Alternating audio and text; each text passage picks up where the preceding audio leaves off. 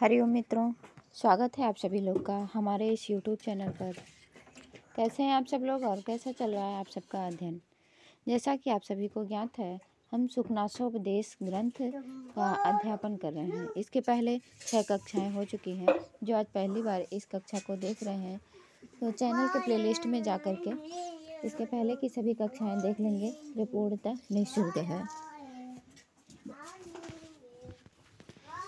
शब्दशः अध्ययन करते हुए हम इसके पहले की कक्षा में यहाँ तक पढ़ चुके हैं। सप्तच्छतरवा इव कुसुम रजो विकारय पार्श्ववर्ती नाम शिरा शूलम उत्पादयन्ति आसन्न मृत्यु इव बंध जन्म भी ना भी जानन्ति इत्यादि इस पैराग्राफ को पढ़ चुके हैं। दूरस्थितान्यपि फलान्यव दंड विक्षेपय महाकुलानि साधयन्ति।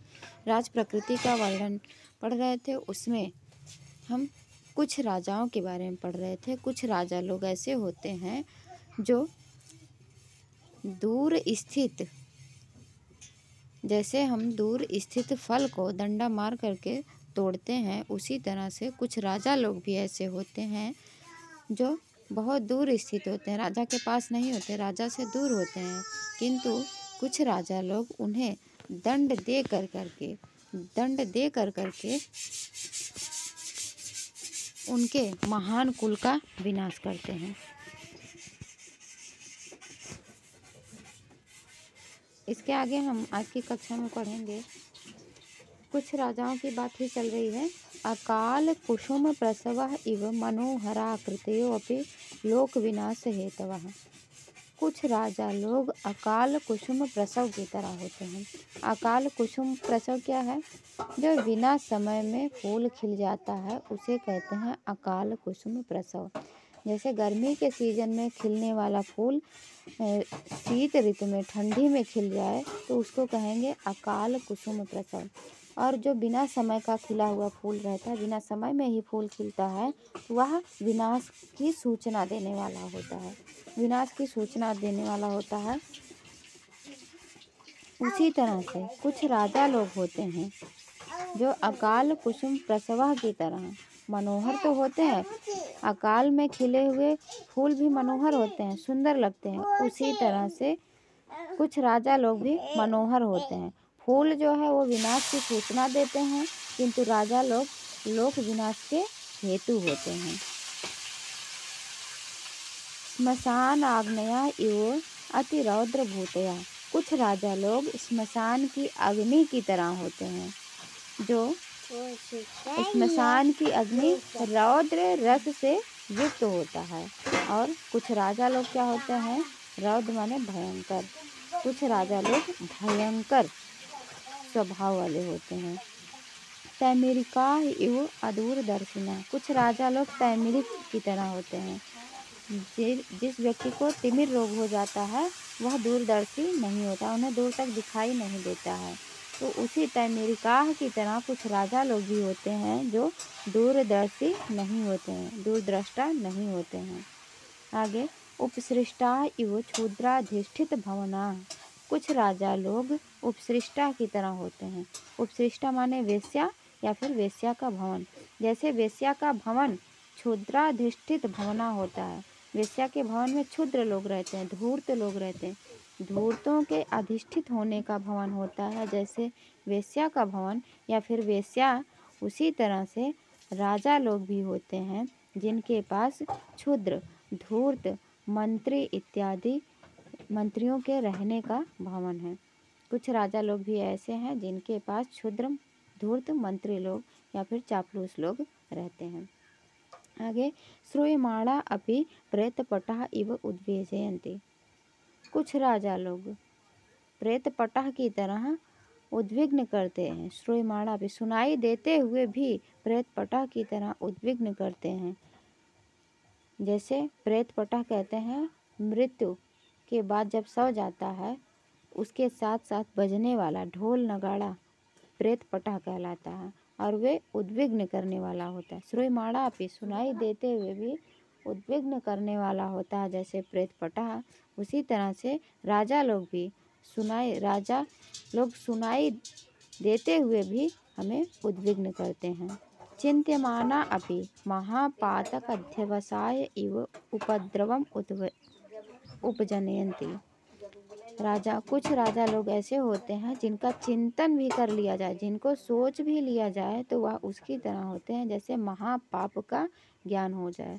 महापातक अध्यवसाया इव, महापाप के ज्ञान की तरह होते हैं। जैसे महापाप का ज्ञान हो जाता है तो हम उपद्रव मन में हलचल सी मच जाती है, हमने ये महापाप किया है, इसका प्रायश्चित कैसे किया जाए। उसी तरह कुछ राजा लोग भी होते हैं जिनको चिंतन कर लिया जाए तो वे उसी तरह से उद्विग्न उपद्रव उत्पन्न करते हैं, जैसे महापाप का ज्ञान हो जाने पर उपद्रव उत्पन्न होता है। आगे अनुदिवसम आपूर्यमाणा पापेन इव अधमात मूर्तयो भवन्ति। अनुदिवसम माने प्रतिदिन, दिन दिन, प्रतिदिन मानो प्रतिदिन, पापेन इव पाप के द्वारा, अध्यात्म मूर्तयो पाप से जैसे घड़ा भर जाता है उसी तरह कुछ राजा लोग दिन प्रतिदिन पाप के द्वारा भरे हुए घड़े की तरह होते हैं। उनका मूर्ति माने शरीर फूल जाता है, पाप से मानो उनका शरीर फूल गया है। तदवस्थाश्च व्यसन सतसाख्यातम उपगता।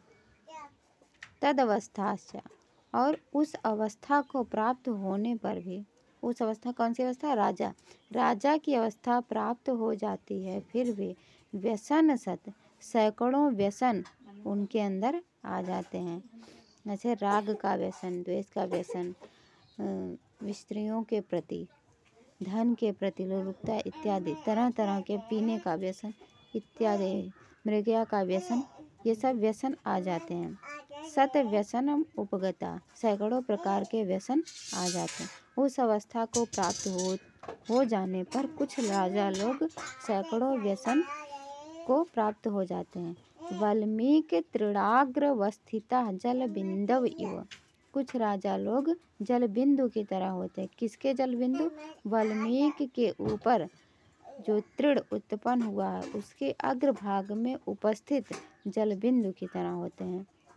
वाल्मीकि क्या होता है, दीमक का घर, दीमक एक मिट्टी का घर बनाता है, उससे उसके ऊपर कोई घास उत्पन्न हो गई हो और उस घास के अग्रभाग पर जल का बिंदु आ गया हो, वह जल बिंदु जैसे अपने आप को, अपने पतित को नहीं जान पाता है कि हम यहाँ से गिरेंगे तो हमारा जो भी आकार प्रकार है वह नष्ट हो जाएगा। उसी वाल्मीकि तृणाग्र, वाल्मीकि के ऊपर उगे हुए घास के अग्रभाग में उपस्थित जल बिंदु की तरह कुछ राजा लोग भी पतितम अपि, अपने आप को, पतितम अपि आत्मानम, गिरे हुए अपने आप को, नीच स्वभाव में आए हुए अपने आप को भी नावगच्छन्ति, नहीं जान पाते हैं, नष्ट होते हुए अपने आप को भी नहीं जान पाते हैं। आगे अपरे तो स्वार्थ निष्पादन परैः धन पिसित ग्रास गृद्धये आस्थान नलिनी धूर्त बकये द्यूतम विनोदेहि।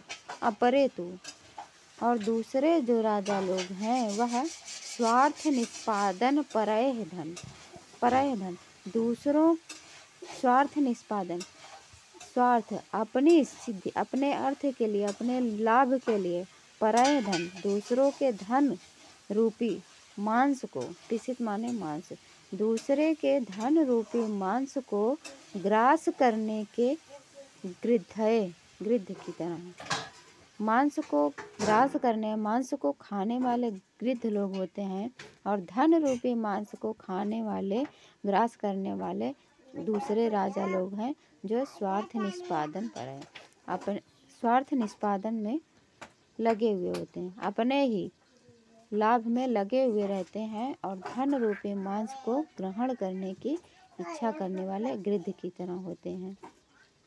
आगे आस्थान नलिनी धूर्त बकय द्यूतम, आस्थान कहते हैं राजा के सभा मंडप, सभा मंडप रूपी कमलिनी वन में विचरण करने वाले धूर्त बकुले की तरह होते हैं। दूसरे राजा लोग राजसभा रूपी कमलिनी वन में विचरण करने वाले धूर्त बकुले की तरह होते हैं, जिनको द्यूतम विनोद इति जुआ विनोद लगता है। जुए को जो लोग जुए को विनोद कहते हैं, ये तो विनोद है। पर दाराभिगमनम वैदग्ध्यम इति दूसरों की धाराओं का अभिगमन कर लेना है, दूसरों के धाराओं पर अपना आधिपत्य स्थापित करना, कहते हैं ये विदग्धता है, ये निपुणता है। मृगयाम श्रम इति मृगया को श्रम बताने वाले, मृगया परिश्रम है, मृगया को परिश्रम कहते हैं। पानम विलास इति पान को, पीने को, मदिरा पान को कहते हैं ये विलास है। प्रमत्तताम शौर्यम इति प्रमत्तता को, उन्मत्तता को कहते हैं ये शौर्य है। स्वदार परित्यागम अव्यसनन इति स्वदार अपनी दारा का परित्याग कर देना भी कहते हैं हम अव्यसनी हैं, हम व्यसनी नहीं हैं, हम अपनी दारा का भी परित्याग करते हैं। गुरु वचन अवधीरणम पर प्रणेयत्वम इति दूसरे राजा लोग जो होते हैं वे कहते हैं पर प्रणेयत्वम अपर प्रणेयत्वम, हम दूसरों के द्वारा प्रेरित होने वाले नहीं हैं कि दूसरे लोग जो कुछ कहें हम वही काम करें, हम ऐसे नहीं हैं, क्योंकि हमने तो गुरु के वचन का भी तिरस्कार किया, गुरु के वचन को भी नहीं माना है। गुरु के वचन का तिरस्कार कर देने को वे लोग कहते हैं कि हम दूसरे के द्वारा प्रेरित होने वाले नहीं हैं, दूसरों के दिखाए गए रास्ते पर चलें। अजित भृत्याम सुखोपसेव्यत्वम इति भृत्य कहते हैं सेवक, सेवकों के ऊपर जीत नहीं प्राप्त किए हैं। जो दूसरे राजा लोग हैं वे सेवकों पर जीत हासिल नहीं करते हैं, वे कहते हैं कि सेवक जो लोग जहाँ हैं जैसे हैं बस केवल सुख से रहें। सुखोपसेवत्वम इति उसको कहते हैं सुख से रहें। जब सेवकों पर अपनी जीत हासिल नहीं कर पाते हैं तो वे कहते हैं सभी लोग सुख से रहें। नृत्य गीत वाद्य वेश्याभिषक्तिम रसिकत इति नृत्य गीत वाद्य वेश्या में अभिषक्ति को कहते हैं ये रसिकता है, रसिकता इति नृत्य में अभिषिक्त होना, नृत्य में लगाव होना, गीत में लगाव होना, वाद्य यंत्रों में लगाव होना, वेश्याओं के साथ मिलना जुलना, उनके साथ अभिगमन करना, ये कहते हैं ये रसिकता है। महापराधक वर्णनम महानुभावता इति महापराध का वर्णन करना ये कहते हैं महानुभाव है। महापराध के वर्णन को वो महानुभाव कहते हैं। और पराभव सहत्वम क्षमा इति पराभव को, पराजय को सह लेना है। वे पराजित हो जाते हैं तो उनको सहना ही पड़ता है, उसको सह लेते हैं तो उसको कहते हैं चलो हमने तुमको माफ़ किया, उसको कहते हैं क्षमा, ये क्षमा है। पराभव को सह जाना ही क्षमा है। वे पराजित हो गए, दूसरे जो हम सामने सेना है वो जीत गई तो कहते हैं हमने उसको क्षमा किया। आगे स्वच्छंदताम प्रभुत्वम इति आज के वीडियो में हम इतना ही देखते हैं, अगले वीडियो में इसके आगे देखेंगे। वीडियो देखने के लिए आप सभी का बहुत बहुत धन्यवाद। मिलते हैं अगले वीडियो में, तब तक के लिए नमो नमः।